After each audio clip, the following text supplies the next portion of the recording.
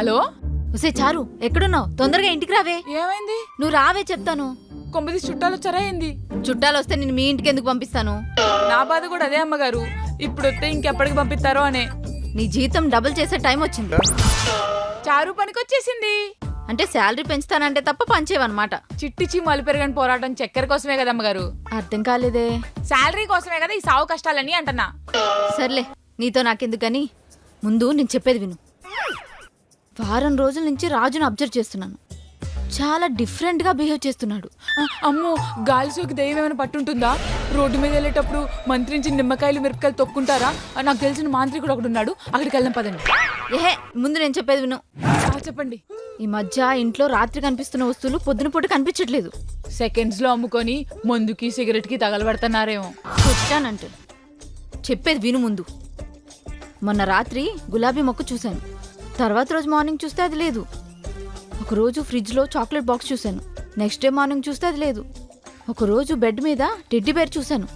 Next day morning చూస్తే అది లేదు.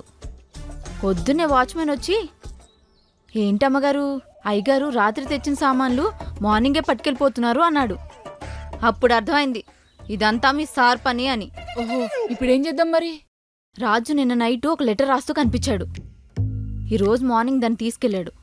అది ఎవరికిస్తున్నాడో తెలిస్తే అప్పుడు చెప్తా వాళ్ళిద్దరు పని. నువ్వేం చేస్తావంటే రాజు వాళ్ళ ఆఫీస్కి వెళ్ళి గమనించు. ఆ రహస్యం ఏంటో కనిపెట్టు. రాజుగారి రహస్యాలని బట్టబయలు చేస్తానమ్మగారు.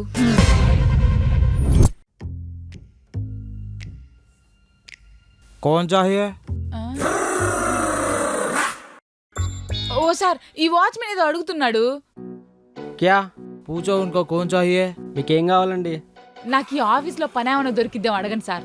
నాకు హిందీ అర్థమవుతుంది కానండి, మాట్లాడడం రాదండి. సారీ. తినడం వచ్చి కానీ వండడం రాదన్నట్టుంది.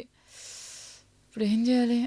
సార్, మిమ్మల్ని చూస్తే హిందీ బాగా వచ్చిన వాళ్ళలాగున్నారు. నాకు హెల్ప్ చేస్తారా? చెప్పండి. ఈ వాచ్మెన్ కి ఈ ఆఫీస్ కి జాబ్ కోసం వచ్చినని చెప్పరా? జాబా? ఎవరికి? ఇంకెవరికి? నాకే.